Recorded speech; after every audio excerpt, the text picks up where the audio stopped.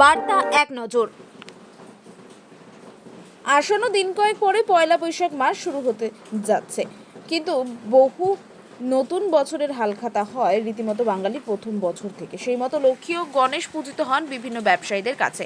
সেই মতো ঠাকুরের কোনো ধরনের দাম নেই, নেই কোনো বিকল্প চিন্তা মৃৎশিল্পীদের মাথায়। আর কয়েকদিন পরে বাংলা নতুন বছর, পুরনো বছরকে বিদায় জানিয়ে নতুন বছরকে বরণ করে নেওয়া হবে, যাকে বলে বাংলা শুভ নববর্ষ পয়লা বৈশাখ। আর বছরের প্রথম দিন ব্যবসা মঙ্গলের জন্য ছোট থেকে মাঝারি এবং বড় বিভিন্ন ব্যবসায়ীরা কেউ দোকানে, কেউ আবার বাড়িতে লক্ষ্মী গণেশ পুজো করবেন।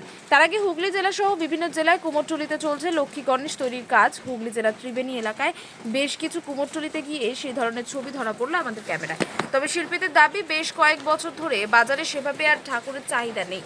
লকডাউনের পর থেকেই মানুষ কাজ হারিয়েছেন, কলকারখানা বন্ধ হয়েছে, ব্যবসা সেভাবে আর আগের মতো হয় না। এর জন্য ঠাকুরের চাহিদা অনেকটাই কমে গেছে। আর আগে যেভাবে ঠাকুরের অর্ডার হতো, বর্তমানে তার এক ভাগ বা দুভাগ কোনোটাই হয় না ঠাকুর তৈরি করা।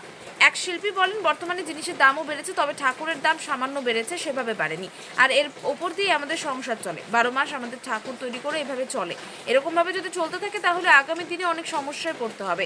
সকলেই চান সরকারি সুযোগ সুবিধা পেলে তাহলে আমাদের একটু উপকৃত হব। আরও বলেন, কি বলছেন শিল্পীরা শুনবো। হুগলি থেকে রাজেশ দেবনাথের রিপোর্ট, বার্তা এক নজর। প্রতিবারের থেকে কম না বেশি? ঠাকুরের চাহিদা লকডাউনের পর থেকে কমে গেছে। খুব সামান্য মাল করি এখন। বছরে একটা পূজা পয়লা বৈশাখ, যা সামান্য যা চলে এই আমার ঠাকুরের ব্যবসা এখন আর কিছু নেই। করতে হয়, অন্য কাজ জানি না, তাই করছি। আগে কত ঠাকুর বানাতেন, এবছর কত বানিয়েছেন? এবছর বানাইছি 250 জোড়া। আগে কত বানাতেন? এই লকডাউনের পর থেকে 100 জোড়া 150 জোড়া, এবছর 250 জোড়া। আগে বানাইতাম 700-800 জোড়া। চাহিদা কমছে আস্তে আস্তে, হ্যাঁ, এর কারণটা কি? কারণটা পুজো কম হচ্ছে, মানুষের কাছে পয়সাও নেই। পয়সার অভাব। ঠাকুরের দাম কি বেড়েছে? না না, না, ঠাকুরের দাম হয়তো ওই 10 টাকা, যে মালটা বেশি সেই মালটা 11 টাকা হয়েছে। জিনিসের দাম তো কিন্তু বেড়েছে। রঙের দাম তো এই 1000 টাকার মালটা 1400 টাকা হয়েছে।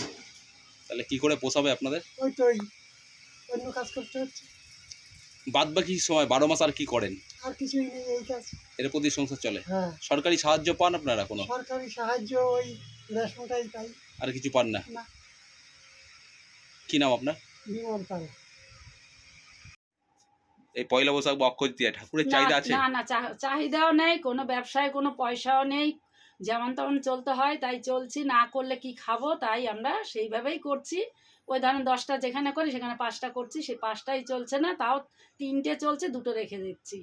আমাদের সেরকম নেই, আর সরকারি পয়সা আমরা অতটা পাচ্ছিও না, আর আমাদের কোনোভাবে কোনো সাহায্যও নেই আমাদের। আর সরকারি আমাদের পয়সা ছেলেরা বলতে কি? সব বেকার বসে রয়েছে ঘরে, সরকারি পড়াশোনা পয়সা করবে। বলতে সরকারি সাহায্য চাইছেন? হ্যাঁ, সেটা চাইবই। সরকারি দিলে তো আমরা একটু খেতে পড়তে পারবো।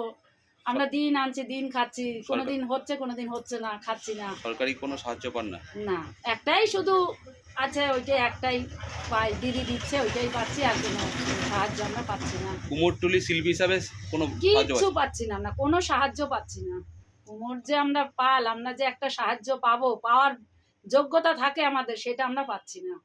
12 মাস কি করেন? 12 মাস আমরা এটাই করি দাদা, আমাদের কোনো কাজ নেই। আর কি আমার কি ঠাকুর ছেলেরা তৈরি করেন? এই যে এই বিশ্বকর্মা, লক্ষ্মী, সরস্বতী, মনসা, ওই গণেশ লক্ষ্মী, তারপরে এই যে লক্ষ্মী গণেশ, সবই করি এই করে টুকটাক। চলে আপনার? এই করেই আমাদের চলে।